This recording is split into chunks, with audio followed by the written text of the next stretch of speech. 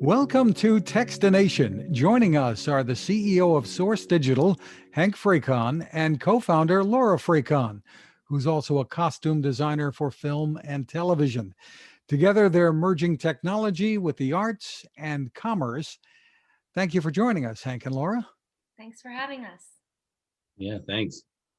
Well, let's talk about this family collaboration and what you're doing. Hank, if our listeners and viewers go to the Source Digital website, they'll see a description that says you help to monetize viewer engagement without disruption. Explain to us what that means. Yeah, so from a media and entertainment technology perspective, or any type of video, wherever video is a strategy for you, it's a holy grail to be able to, offer something to the consumer that's of value while they're watching that video experience, and also something that's of value to brands or advertisers at the same time, so it doesn't feel disruptive. Because as we all know, traditionally the current ad units are very disruptive, right? Whether it's a pre-roll or a display ad, or something that's as obvious as an integration inside the content. Those are all disruptors, and we seek to not disrupt and allow viewers to be monetized on their choice. So give us an idea of what this looks like. Sure. The most obvious one is shopping, right?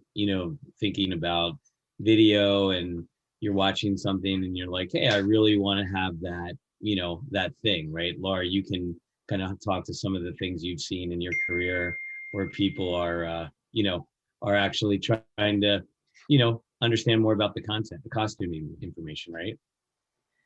Yeah, I'll chime in here. So, as you know, I'm a costume designer for film and television, and I constantly would be getting questions. People would send me emails saying, I would really love to know where the pink sweatshirt that Sookie wore in episode 4, of season 5.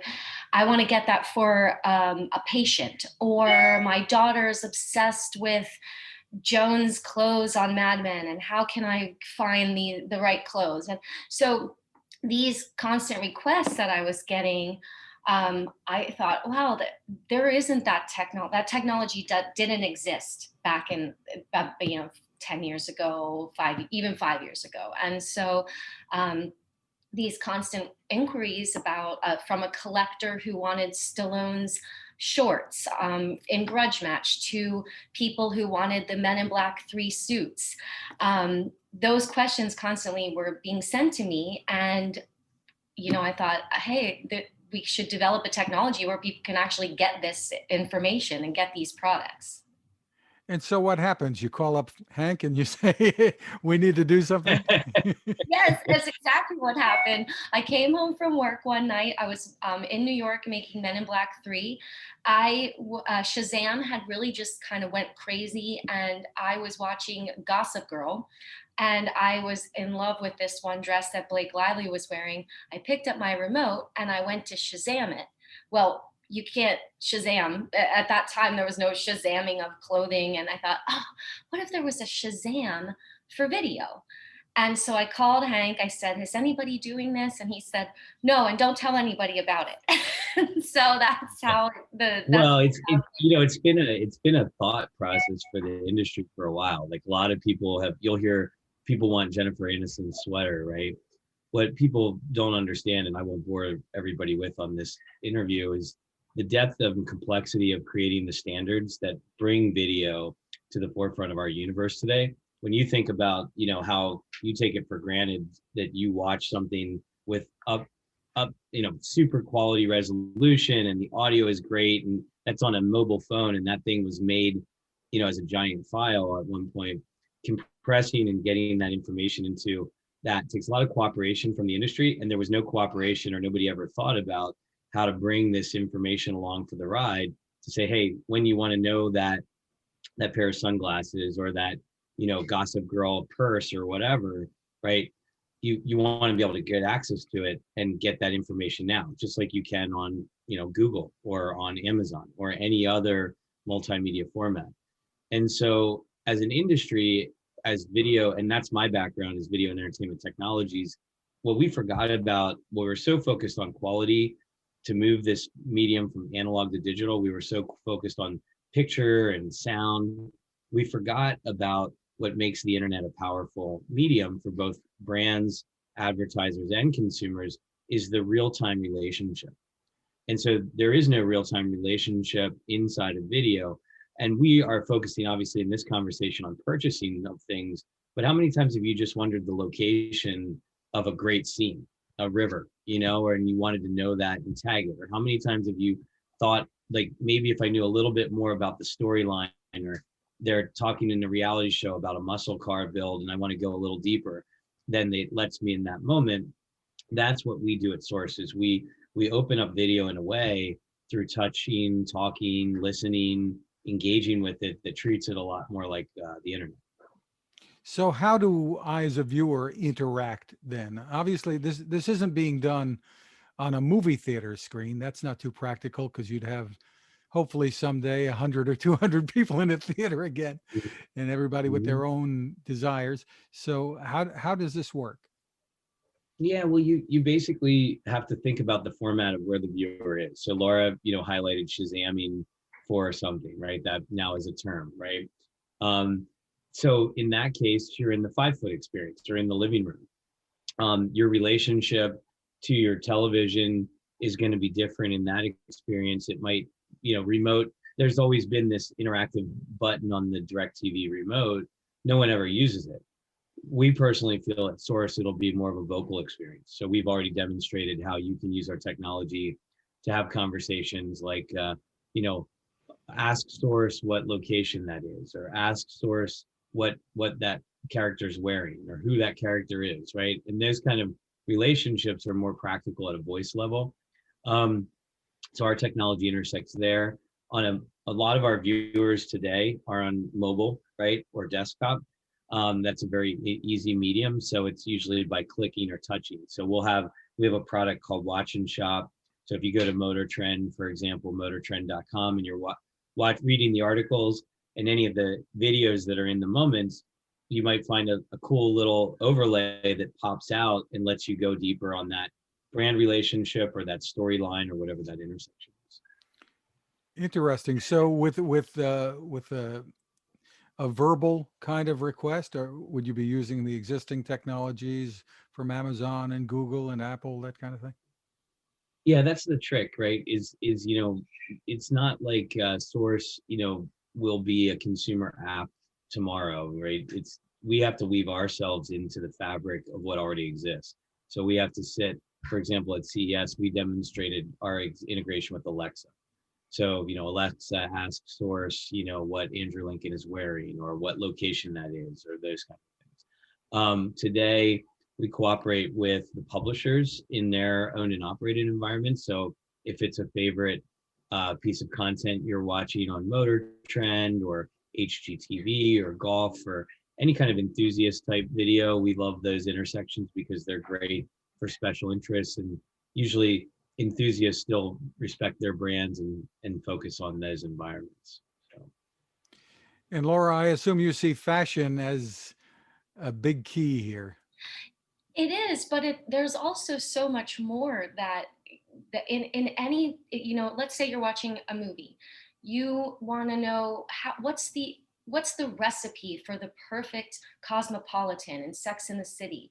You could get that information, and then that could lead to a brand who wants to advertise their vodka could use the Source technology right there, using, here's the perfect absolute cosmopolitan. Or you love the dishware in a certain scene, let's say Downton Abbey, you're an antiques collector and you want to find out what was the year of the china that they're using. So it's not, yes, fashion is a huge thing, but it's also just finding information within each scene, whether it's location, props, sets. Right now I'm doing a project and I fell in love so much with one of the rugs in the scene that I actually ended up buying it because I loved it, and I thought, oh wow, viewers will want to do the same thing. So yeah, fashion is huge. I think I see props, I see set dressing, all of it could be a huge thing.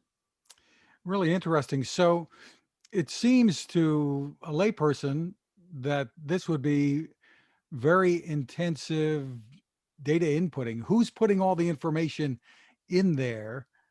And is it Mhm. very expensive to do it, or is it essentially artificial intelligence that you're counting on? Yes. No. So it's all of the above. I mean, you have to understand that no one ever thought about video as an industry. Not that no one, but people, the industry hasn't thought about video in this kind of interactive framework. So I always used to joke, because Laura and I are very different facets of the industry. I would tease the CIO at AMC. I said, my sister has more information about Mad Men in her laptop than you do anywhere here, technically. It's like, what are you talking about? And I said, well, because she knows the styles, the ties. She's got all the information about characters, and all that was built, and now it's living in Microsoft Word in the laptop that she's an independent design, on that show, and she's over at HBO now working on True Blood. So, I said, you guys are missing all that information that you already had people in your world capturing it for one reason or another, because it was part of their production chores, right? You just didn't assign value to the data to preserve it. So we do believe and are seeing that as we get deeper relationships with customers, they're starting to rethink their metadata strategy, because traditionally that word was really thought of in two ways. I technically need to describe this piece of content, or I need to describe it at least at a level that tells the viewer who the actors that might be in it and the synopsis about it. What are they going to watch? Other than that, very little is thought about around the information in real time that you might really want. So from that perspective, the industry has to shift and will shift, we believe, because we're not the only ones thinking now this is a good idea. We just pegged it back in 2012, 13, but even TikTok and Walmart just announced a big deal together, right? Um, so that's one thing for sure. The second part is, you mentioned machine learning or artificial intelligence. It's definitely great to think that you can get access to information about what's going on in video. So, for example, we use it today with clients like Major League Fishing to identify the athletes, the fishermen, their brand relationships, all that kind of stuff. But good luck trying to guess the location of a lake. Good luck trying to guess, the perfume that, John, you smell nice today, and that kind of relationship, right? So that's hard to do with machine learning. So we count on them as part of the variables, but you can't own that relationship all the way to the end. And then the last piece is what we call curations, where you're finding there are points of value or areas that consumers are going to and looking a lot at or wanting to engage with, and you use common sense then to tease out more information on those locations. And there's ways of automating that process that we deal with. So it's a number of variables that we bring together and normalize in order to make a holistic, seamless experience for you as a user. Yeah, the idea of knowing where a location is that you see in a movie or a television program that you just, hey, I'd really love to go there, and you have no idea where it is. Maybe you wait for the credits at the end and hope it's going to tell you the country or the state, but that's a Right, great right. idea. Yeah. Yep. Yeah, the dropout. And there's a lot of brands that, brands don't participate only in intersections. There's always literal thought processes of why a brand might want to intersect with certain things. Like, I literally am drinking this vodka. Laura used the example of Absolute.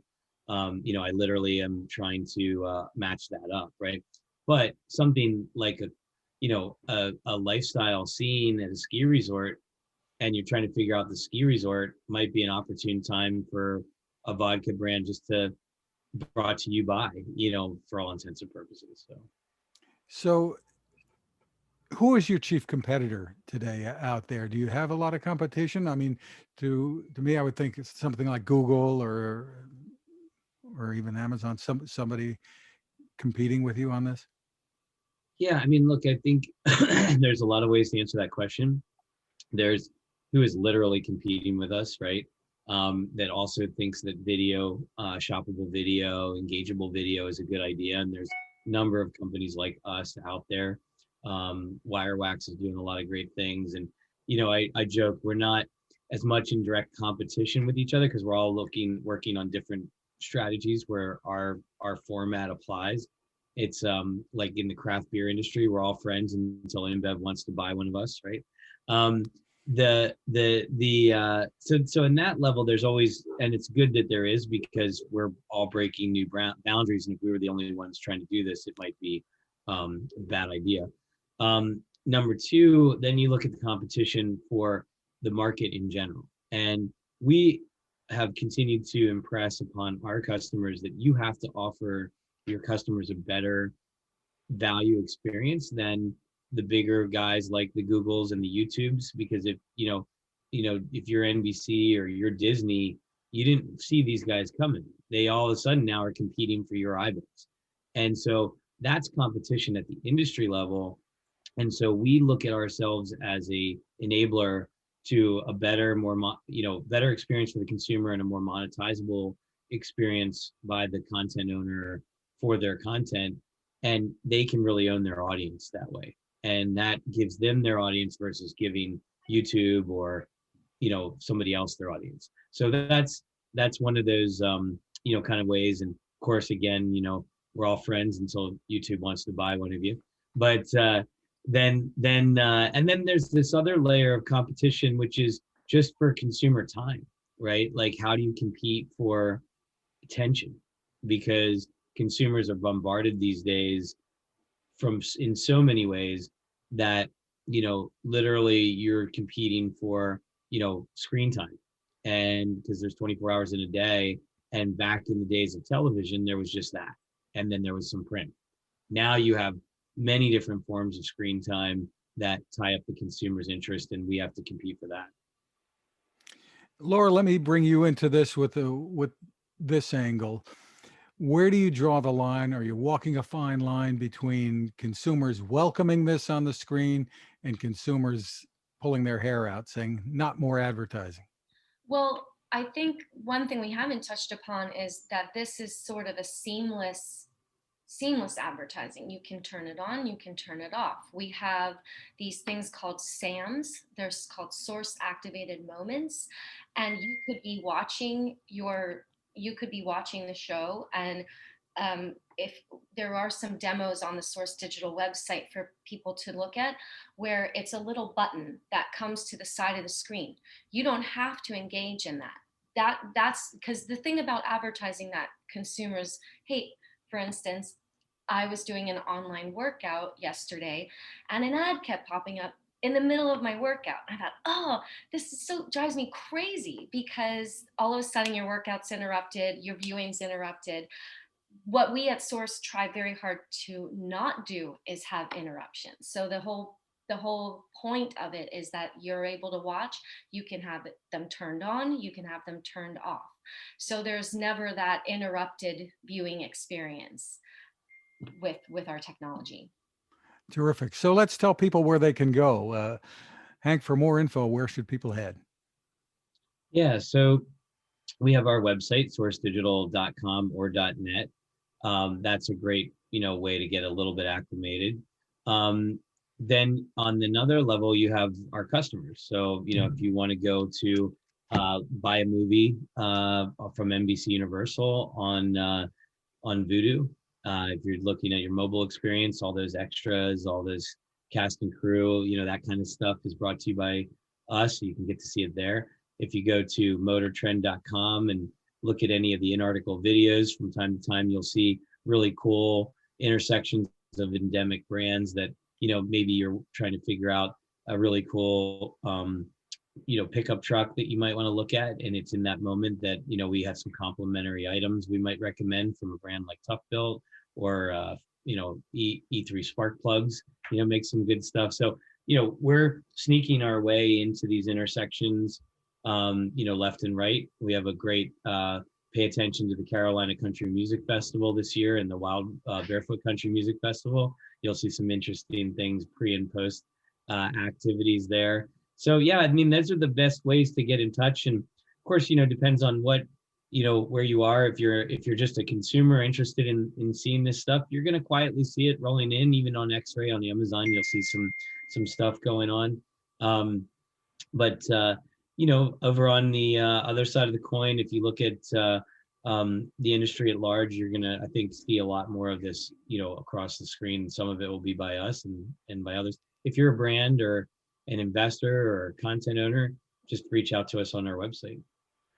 And Laura, you've got a website all your own too. Tell us about that. Well, I have my design website, which is Laura Frecon Designs, and then I also have an eco-conscious lifestyle platform that's for a different conversation, called Vertlux. So, but yes, you can find me on, and Source is also on social media too. It's SourceSync.io is all of our social handles. Terrific. Well, congratulations on your success, and we look forward to what's next. Before I let you go, let me let you touch on that, Hank. Where is this headed? Yeah, in terms of the industry, well, we hope it's heading to no more commercials. But we're definitely excited about the direction of where the industry is headed in large. I mean, you have a an evolution, I think, that's going on. And I you asked the question earlier, to Laura about, does this get annoying, or what is the intersection, for consumers? And what I'll tell you is that if you look at how kids and younger audiences are interacting over on Twitch, if you look at the relationship with other more interactive video game formats, you'll find that they don't mind it at all. And they're already predetermined to start looking at this kind of stuff in a new way. Yes, for older viewers, you might not want stuff popping on your screen, or you might not want that extra noise, right?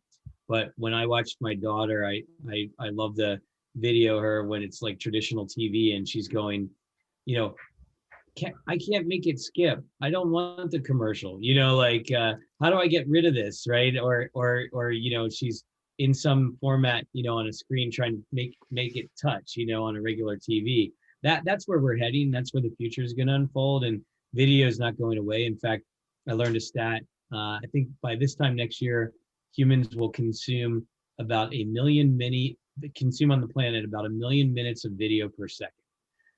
So it's fairly staggering when you think about how successful this medium that was invented in the 1940s has now emerged as such a powerhouse for communication. We're just seeking to upgrade it, give it a retrofit to make it compete with today's internet standards. And should people think of this as like product placement on steroids or something?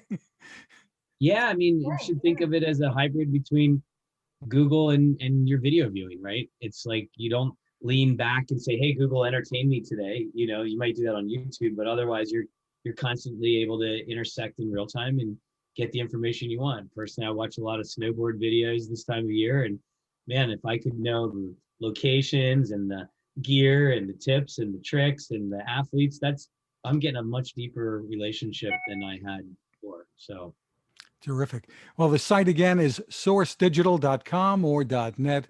Hank and Laura Frecon, thank you so much for taking the time with us. Thank you. Thank you so Thanks for much. having us. Thanks. Now this. It takes a lot of listening to build a better radio, and that's just what the folks at C. Crane have done.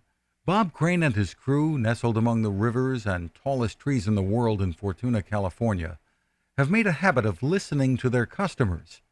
And that's just what they've done in building the CC Skywave SSB, the Swiss Army knife of portable radios.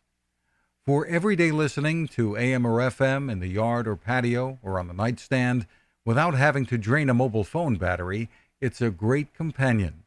But it is also a companion equipped for NOAA weather information and alerts that can be life-saving. You can listen to FEMA and Coast Guard transmissions too. Beyond all of that, you can tune into shortwave signals from around the world.